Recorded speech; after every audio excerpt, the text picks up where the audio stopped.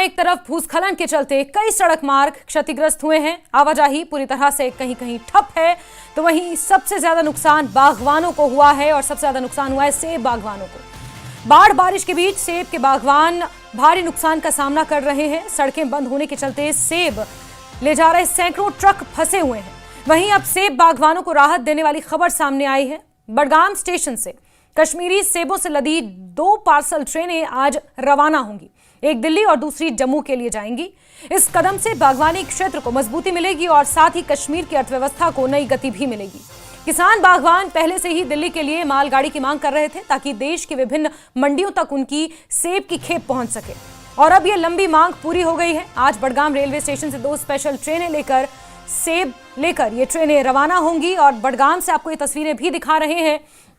बाढ़ और बारिश की वजह से जहां सेब के बागानों को नुकसान हुआ है, तो जिन सेबों की तोड़ाई कंप्लीट हो चुकी है और जिन्हें मंडियों तक पहुंचना था, सेब की खेप अभी भी ट्रक में कहीं कहीं हाईवेज पर अटकी हुई है।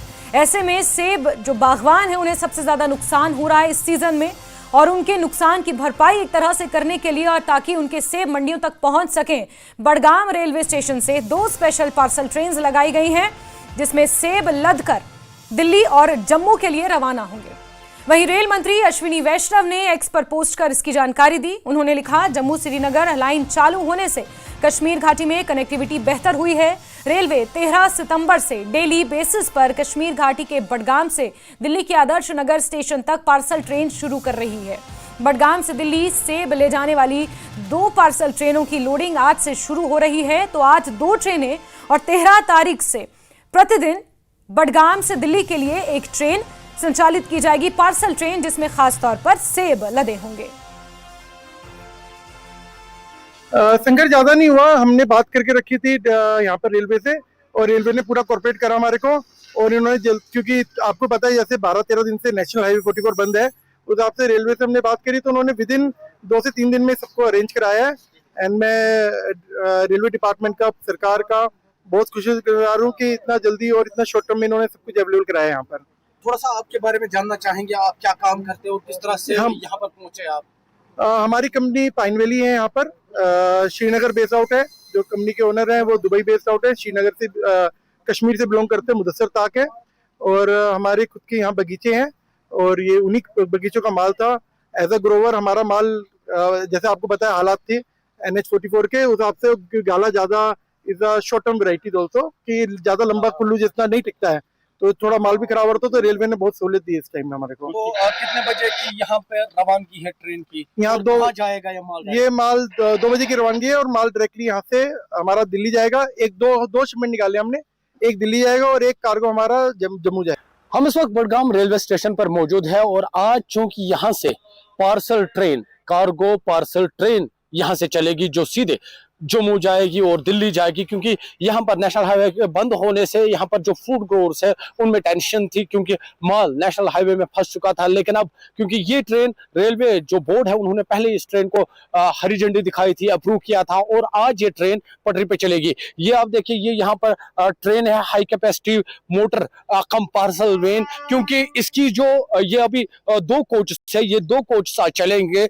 बडगाम रेलवे स्टेशन से। यहाँ पर जो फ्रूट ग्रोवर्स है या फ्रूट से वाबस्ता जो लोग हैं वो यहाँ पर इस ट्रेन में अपना जो माल है वो यहाँ पर लोड करेंगे, क्योंकि इसकी जो अभी हम देख पा रहे हैं, क्योंकि कोई ऑफिशियल कंफर्मेशन नहीं है इसका, जो अभी देख पा रहे हैं, क्योंकि 23 टन एक कोच जो वजन है वो उठा सकता है, यानी 2 कोच से 23 टन ये वजन उठा सकते हैं। क्योंकि जैसे मैंने पहले ही कहा, पहले रेलवे बोर्ड ने इस ट्रेन को हरी झंडी दिखाई थी, अप्रूव किया था और ये तय था कि सितंबर में किसी भी वक्त ये चलेगी, क्योंकि हालात ऐसे बने क्योंकि अब ये अचानक, क्योंकि आज इस ट्रेन को यहाँ पर लाया गया, यहाँ पर जो ये 2 कोच से यहाँ पर लाए गए, यहाँ पर जो फ्रूट ग्रोवर्स है वो कुछ देर बाद यहाँ पर इस ट्रेन में अपना जो माल है वो लोड करेंगे और यहाँ से सीधे ये जम्मू और दिल्ली जाएगी। क्योंकि इस ट्रेन का मकसद ही यही था, यहाँ के जो फ्रूट ग्रोवर्स है, ट्रेडर्स है, उनको डायरेक्ट रसाई हासिल की जाए, उनको डायरेक्ट एक्सेस दिया जाए कि वो मुल्क की किसी भी मंडी में अपना जो माल है वो पहुंचा सके। क्योंकि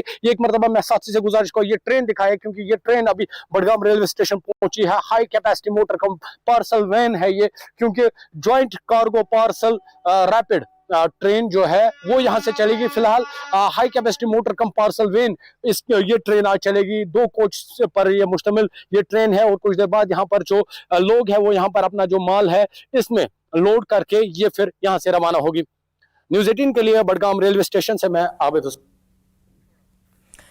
तो आप ये ट्रेन देख रहे हैं, यही वो ट्रेन है जो बडगाम रेलवे स्टेशन से शुरू होकर जम्मू और फिर दिल्ली जाएगी। इसमें किसान बागवान अपनी सेब की खेप को मंडियों तक पहुंचाएंगे। मुल्क के दीगर जितनी मंडियां हैं वहां तक किसानों की ये सेब की खेप पहुंचेगी। और बाढ़ और बारिश से जिस तरह से सड़कों को नुकसान हुआ है, खास तौर पर जो जम्मू कश्मीर की लाइफलाइन मानी जाती है नेशनल हाईवे 44, उसे अच्छा खासा नुकसान हुआ है। जहां तहां वहां पर भूस्खलन हुए हैं, लैंडस्लाइड हुई है। शूटिंग स्टोन की वजह से नेशनल हाईवे 44 जगह जगह से बंद है। और ऐसे में अब ट्रेन के माध्यम से किसान बागवानों को राहत देने की कोशिश की जा रही है। उनकी जो सेब की फसल है, जो ट्रकों में खराब हो रही थी, जो उनके गोडाउन्स में पड़े पड़े सेब खराब हो रहे थे, ऐसे में अब उन्हें समय से मंडी पहुंचाने का काम इस ट्रेन के माध्यम से किया जाएगा।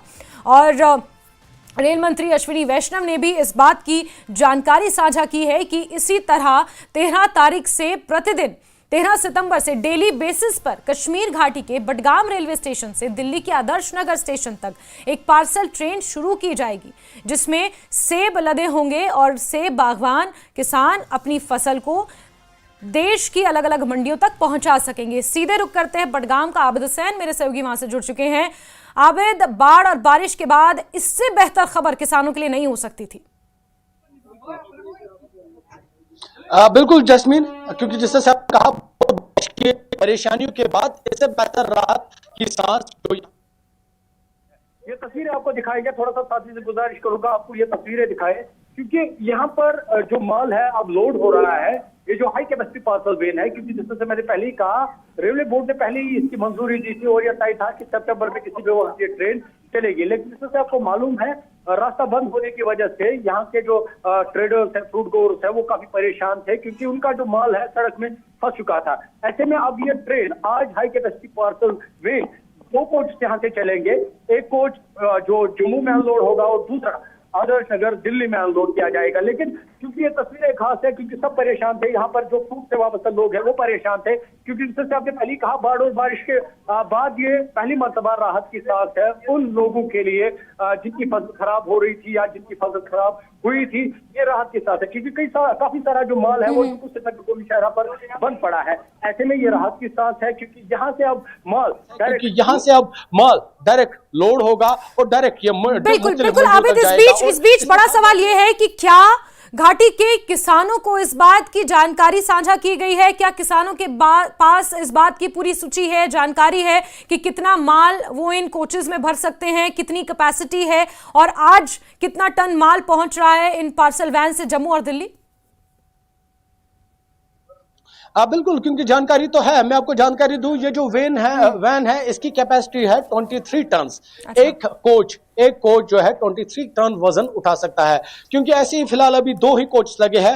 एज पर द डिमांड ये जो कोच है इनको बढ़ा दिया जाएगा, क्योंकि अच्छा। पहले ही लोग इसका इंतजार कर रहे थे। लोग काफी वक्त से इसका इंतजार कर रहे हैं, खासकर वो लोग जो ट्रेड से मुंसलिक है, हैंडीक्राफ्ट से मुंसलिक है या फ्रूट ग्रोवर्स है, तो वो इसका वेट कर रहे थे, क्योंकि उनको इस ट्रेन से अब वक्त भी बचेगा, उनका किराया भी बच जाएगा। ऐसे में क्योंकि आपको मालूम है जम्मू श्रीनगर कौमी शहरा अक्सर बंद रहती है, तो वो अब जो ये ट्रेन चलने से यहाँ के जो लोग हैं, खासकर फ्रूट से मुंसलिक या हैंडीक्राफ्ट से मुंसलिक, उनको कोई परेशानी नहीं होगी, उनका माल अब रास्ते में नहीं फंसेगा। दूसरी बात, क्योंकि वक्त कम लगेगा, और एक और बात, क्योंकि किराया भी अब कम उनको लगेगा। और बिल्कुल आबिद, यानी कि कुल मिलाकर किसानों को यहाँ पर भरपूर राहत है। और 13 सितंबर से एवरीडे ये पार्सल वैन संचालित की जाएंगी श्रीनगर से दिल्ली तक। और जो किसान है, फ्रूट गोर्स, जैसे आपने कहा, उनका किराया बचेगा, समय कम लगेगा और ये किसानों के लिए एक बहुत बड़ी राहत की खबर है। आबिद, बहुत शुक्रिया जुड़ने के लिए हमारे साथ। चलिए आगे बढ़ते हैं। और विधायक महराज मलिक को पब्लिक सेफ्टी एक्ट के तहत गिरफ्तार कर कठुआ जेल स्थानांतरित कर दिया गया है। और इसी के अप्रत्याशित कार्रवाई के बाद पूरे क्षेत्र में हलचल मची हुई है। विधायक की गिरफ्तारी के बाद उनके समर्थकों, परिजनों, पैतृक शहर में गहरा दुख है। और डोडा जिले में धारा 163 भी लागू है। और अगर ताज़ा हालातों की बात करें तो पूरे इलाके में सुरक्षा को और सख्त कर दिया गया है। हालात तनावपूर्ण हैं अभी भी। एहतियातन पूरे क्षेत्र में बीएनएस की धारा 163 लागू है और डोडा ही नहीं बल्कि आसपास के जो शहर हैं वहां पर भी सुरक्षा कड़ी है, जिसके चलते बॉर्डर पर अतिरिक्त सुरक्षा कर्मी भी तैनात किए गए हैं ताकि किसी भी अप्रिय घटना को होने से रोका जा सके। इसके साथ ही कई इलाकों में इंटरनेट सेवा अभी भी धीमी है, प्रभावित है या फिर बंद है। और महराज मलिक की गिरफ्तारी के विरोध में आम आदमी पार्टी के दिल्ली से राज्यसभा सांसद संजय सिंह भी जम्मू पहुंचे हुए हैं, जहां पर वो एहतजाज जता रहे हैं। महराज मलिक की गिरफ्तारी का पीएसए के तहत, पब्लिक सेफ्टी एक्ट के तहत उनकी जो गिरफ्तारी हुई है, जब उन्होंने डोडा डीसी को अभद्र भाषा का इस्तेमाल सोशल मीडिया के माध्यम से किया था, मेडिकल सेंटर को शिफ्ट करने को लेकर यह पूरा बवाल शुरू हुआ था और इसके बाद यह बवाल इस कदर बढ़ा कि पूरे डोडा और आसपास के इलाकों में धारा 163 लागू करनी पड़ी। मलिक को गिरफ्तार किया गया, उसको पीएसए स्लैब किया गया और उसके बाद कठुआ भेजा गया, लेकिन उसके बाद की हम उसके होम टाउन यानी उसके आबाई गांव में इस वक्त मौजूद हैं। आप देख रहे हैं यहाँ किस किस्म की सिक्योरिटी जो है लगाई गई है। Police, Jammu Kashmir police, SSB के जवान जो है चारों तरह यहाँ कॉर्ड चेक किया जा रहा है, आने जाने वाले पे नजर रखी जा रही है और बहुत सारे लोगों को वापस किया जा रहा है, क्योंकि डिस्ट्रिक्ट एडमिनिस्ट्रेशन डोडा ने यहाँ लोगों से अपील की है कि अब ये मसला जो है ये कोर्ट का है, कोर्ट डिसाइड करेगी। महराज मलिक और कोर्ट के दरमियान है, एडमिनिस्ट्रेशन का कोऑपरेट कीजिए, एडमिनिस्ट्रेशन के साथ जो है कोऑपरेशन आपका बहुत जरूरी है, क्योंकि यहाँ पहले ही बहुत ज्यादा नुकसान हुआ है, फ्लड से नुकसान हुआ, रेनफॉल से नुकसान हुआ है, लैंडस्लाइड से बहुत सारे मकानात जो है वो गिर गए हैं, डिस्ट्रॉय हुए हैं। उन लोगों को एलो किया जा रहा है जो इमरजेंसीज में, यानी जिनको मेडिकल इमरजेंसीज है या किसी कारण से जो है उनको जो है परेशानियों का सामना करना पड़ रहा है, उनको परमिशन दी जा रही है और परमिशन के जरिए वो अपनी डेस्टिनी तक पहुंच रहे हैं। लेकिन मैं आपको बताऊं, आप देख रहे हैं किस तरह जो है हर आने जाने वाले पे यहाँ नजर रखी जा रही है, रोड को ब्लॉक कर दिया है, क्योंकि हालात की अगर बात की जाए टेंस जरूर हैं लेकिन अंडर कंट्रोल है। इसकी जो है 11 दिन जो है यहाँ फ्लड से, रेनफॉल से, लैंडस्लाइड से इफेक्टेड हुए हैं, घरों के घर चले गए हैं, एग्रीकल्चर लैंड, हॉर्टिकल्चर लैंड, जितनी भी आपने देखा कि रोड 1-1 किलोमीटर रोड जो है वो धंस गई है। आपने देखा बागात, आपने देखा जितनी भी फल फ्रूट हैं, सब्जियां हैं, वो जो है सारी डिस्ट्रॉय हो गया। नेटवर्क की अगर बात की जाए, नेटवर्क सस्पेंड किया गया है। आप देख रहे हैं 2 दिन से यहाँ बिजली, इलेक्ट्रिसिटी नहीं है, कितना लोगों को परेशानियों का सामना करना पड़ रहा है। लेकिन अब जो है 163 इंपोज करना ये बड़ी बदकिस्मती है लोगों के लिए भी और एडमिनिस्ट्रेशन के लिए भी। इसलिए एडमिनिस्ट्रेशन ने लोगों से एक पोलाइट अपील की है, एक मुअद्दबना अपील की है कि अपने घरों में रहें। जब तक ना एडमिनिस्ट्रेशन 163 को लिफ्ट करती है, उसको उठाती है, तब तक जो है ऑर्डर्स दिए जाते हैं कि आप अपने घरों में ही महदूद रहें। नेटवर्क 18 के लिए फिरदौस खांडे, ग्राउंड जीरो, बटियास। ईस्ट महराज मलिक 52 की गिरफ्तारी के बाद और पीएसए स्लैब करने के बाद पूरे जिला डोडा में 163 जो है लगाया गया है बीएनएस के तहत और 2 से ज़्यादा, हार्डली जो है 5 लोग जो हैं वो मार्केट में रह सकते हैं, यानी वो भी इमरजेंसी सर्विस वाले। और मैं आपको बताऊं, आप देखिए सिक्योरिटी फोर्सेस के जवान किस तरह जो है चौको चौबंद है, यहाँ किसी को आने जाने की इजाज़त नहीं है, गाड़ियों को तलाशी की जा रही है, गाड़ियों को देखा जा रहा है और सिविलियंस जितने भी हैं उनसे मौतबाना गुजारिश की है, रिक्वेस्ट की है कि घरों से बाहर ना निकलें, क्योंकि दफ़ा 163 जो है यहाँ लगाया गया और किसी को यहाँ आने जाने की इजाज़त नहीं है। मैं आपको बताऊं कि ये सिक्योरिटी फोर्सेस के जवान, जिसमें जम्मू कश्मीर पुलिस, एसएसबी के जवान जो हैं कंटिन्यू पेट्रोलिंग कर रहे हैं, मार्केटिंग की पेट्रोलिंग कर रहे हैं, क्योंकि मैं आपको बताऊं ये होम टाउन है, आबाई गांव है एमएलए डोडा ईस्ट महराज मलिक का। और मैं आपको बताऊं कि यहाँ सिर्फ इमरजेंसी सर्विसेज को ही जो है अलो किया जा रहा है, जिसमें मेडिकल शॉप्स हैं और बहुत कम, वो भी उनमें जो है रश करने के लिए कहा है, किसी को बाहर निकलने की इजाज़त नहीं है। आप देख रहे हैं किस तरह की सिक्योरिटी अरेंजमेंट्स यहाँ पूरे एरिया में किए गए हैं, किस तरह जो है जम्मू कश्मीर पुलिस, एसएसबी के जवान जो हैं पेट्रोलिंग कर रहे हैं और देख रहे हैं। लोगों ने भी जो है लोग जो है यहाँ के, क्योंकि ये होम टाउन है एमएलए डोडा ईस्ट महराज मलिक का, आप उम्मीद करते हैं कि लोग भी जो है इस चीज़ को कोऑपरेट करेंगे। और नेटवर्क 18 के लिए फिरदौस खांडे, ग्राउंड जीरो, गुंदो डोडा से। और डोडा में आम आदमी पार्टी विधायक महराज मलिक की पीएसए के तहत की गई गिरफ्तारी पर उनके पिता ने कहा कि मुख्यमंत्री ने हमारी बात सुनी है और कहा है कि वो देखेंगे कि क्या किया जा सकता है। मैंने उनसे साफ कहा है कि मैं बार बार अदालतों के चक्कर नहीं लगा सकता, मुझे अपना बेटा वापस चाहिए। संजय सिंह जी आए हैं, हाँ, आपकी मुलाकात होगी, क्या बोलेंगे? उसी के लिए क्या बोल रहे हैं? मैं बोलूंगा कि करो कुछ, ये आपकी पार्टी है, मुझे पार्टी से कोई वास्ता नहीं, मुझे चाहिए लड़का वापस, बस मुझे आज नहीं। तो वहीं महराज मलिक की गिरफ्तारी पर सियासत भी जारी है। एक तरफ तो फारूक अब्दुल्ला ने उपराज्यपाल पर निशाना साधा, तो वहीं महबूबा मुफ्ती ने भी गिरफ्तारी पर सवाल उठाए हैं। जारी है, वहाँ पे हालात अब बेकाबू हो रहे हैं, अभी भी उस पर कोई कार्रवाई नहीं हो रही है, क्या कहना चाहिए? ये लेफ्टिनेंट गवर्नर तक है, सारा पुलिस का निज़ाम उसके तहत है, उसके जिम्मेवार वो हैं, जो भी वहाँ होगा उसकी जिम्मेवारी उसने लेनी है। डॉक्टर साहब एक सवाल यह कि अब लोग कह रहे हैं कि वहाँ पे असेंबली सेशन जो है स्पेशल सेशन बुलाया जाना चाहिए, वो स्पीकर साहब को उसका फैसला करना पड़ेगा। जो महराज मलिक साहब हैं, हो सकता है उन्होंने कोई जबान की तलखी इस्तेमाल की हो, कोई ऐसे एब्यूसिव लैंग्वेज भी हो सकता है, मगर कहीं भी मतलब पब्लिक सेफ्टी एक्ट एक एमएलए वो भी लगाना और उसके बाद इसलिए लगाना कि उसने कोई तलख कलामी की, तो ये तो सीधे लगता है कि ये कश्मीर में जो सिचुएशन हो गई थी, जो लोगों के जज्बात मजरूह हो गए, जो यहाँ पर हजरत बल में सानिया हुआ, उससे किसी न किसी तरीके से अटेंशन डाइवर्ट करना चाहते थे। सीधे रुक करते हैं, हमारे सहयोगी फिरदौस खांडे का हमारे साथ जुड़े हुए हैं। फिरदौस, दो बातें हैं, एक तो जमीन पर हालात अभी भी परेशान करने वाले हैं, और इसके अलावा जो सियासी उबाल है वो भी कहीं ना कहीं देखने को मिल रहा है, चाहे संजय सिंह का आना हो या फारूक अब्दुल्ला का उपराज्यपाल प्रशासन पर निशाना हो या फिर महबूबा मुफ्ती का विरोध हो पीएसए को लेकर।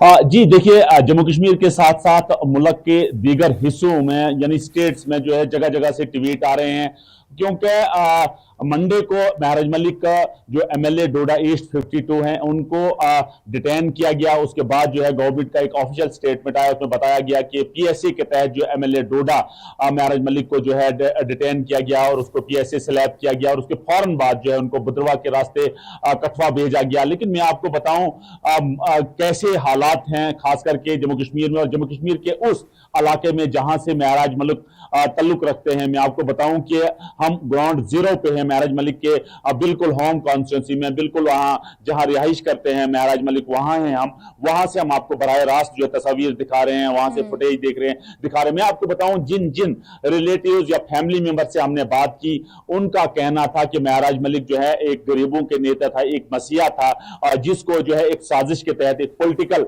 साजिश के तहत, कंस्पिरेसी के तहत जो है अंदर किया गया। लेकिन मैं आपको बताऊं बलेसा खास करके जिला डोडा में एक ऐसा एरिया है जहां के दो एमएलए हैं, एक एमएलए बदरवा बलेसा दलीप सिंह परियार और एमएलए डोडा ईस्ट महराज मलिक हैं, क्योंकि जिला डोडा में अगर सबसे ज्यादा रिसेंट अगर देखा जाए तो सबसे ज्यादा नुकसान जो है जिला डोडा के बलेसा इलाके में हैं, क्योंकि यहाँ लगभग 150 के करीब रेजिडेंशियल हाउसेज हैं वो कंप्लीटली डैमेज हैं, 500 या 600 के करीब पार्शली डैमेज हैं, और बहुत सारे लोग लैंडलेस हुए हैं, होमलेस हुए हैं। तो सूरत हाल ये है कि अब जो है अब एडमिनिस्ट्रेशन ने, लोगों ने एक रेस्क्यू, उन लोगों को रेस्क्यू का काम शुरू किया था। लेकिन मैं आपको बताऊं कि अब रोड जो है ठाठरी डोडा रोड जो है वो बहुत सारी लैंडस्लाइड जो है प्रेमनगर के मकाम पे हुई है, जहां पूरा सिस्टम जो है वो फिरदौस ऐसे में तो सवाल ये भी बड़ा हो जाता है कि महराज मलिक जहां डोडा ईस्ट से विधायक हैं, वहां सबसे ज्यादा जो नुकसान आपने गिनाया,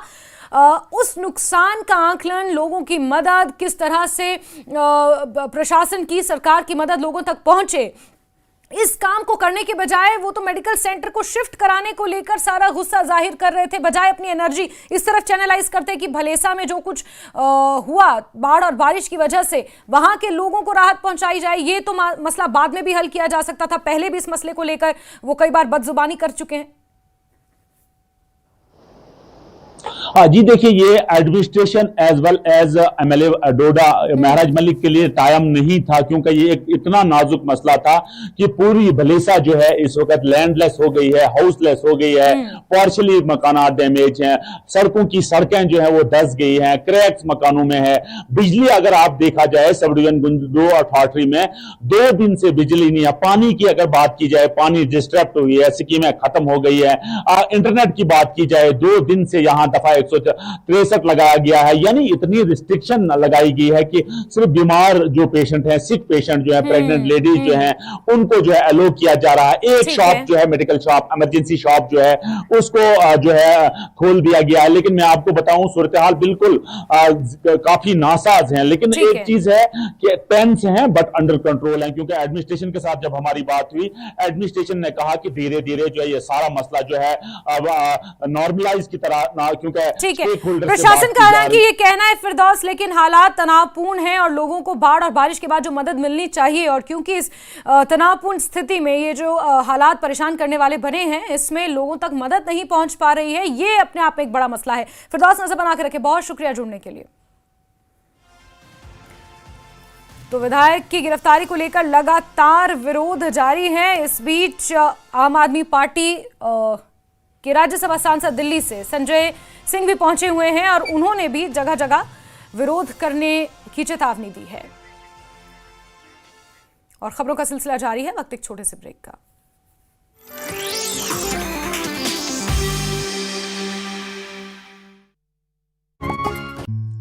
हर माँ की एक ही है फेवरेट चीज, में तेरे है छाया, खाने को बनाए वो लजीज,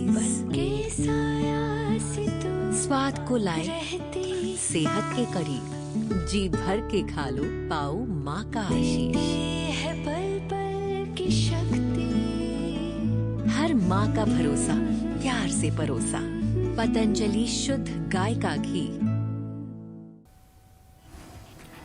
टोडा विधायक महराज मलिक की गिरफ्तारी के बाद हालात तनावपूर्ण। जिले में धारा 163 लागू, स्कूल बंद, 10वीं और 11वीं की परीक्षाएं भी रद्द।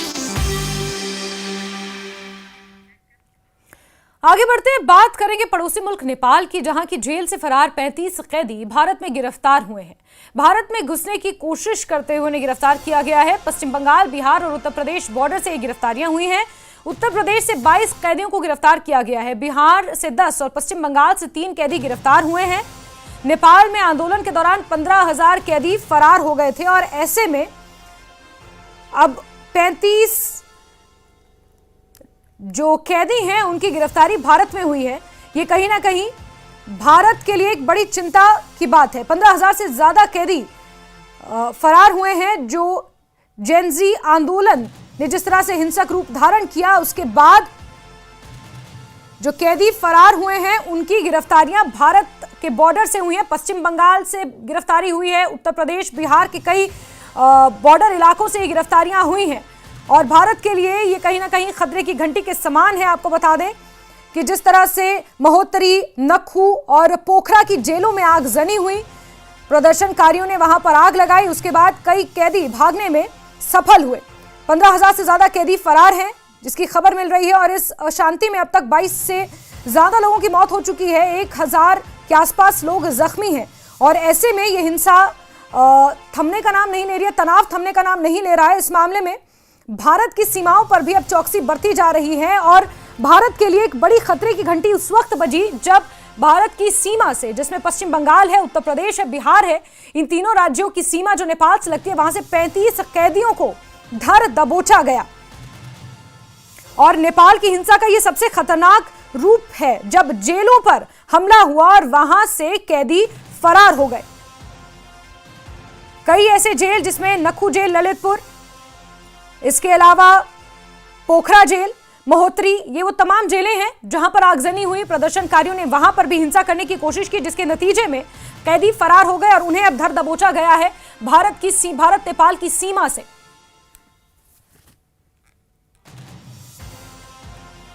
और नेपाल की हिंसा अब भारत के लिए एक खतरे की घंटी बन गई है क्योंकि वहां से जो कैदी फरार हुए हैं उन्हें अब भारत की सीमा से धर दबोचा गया है।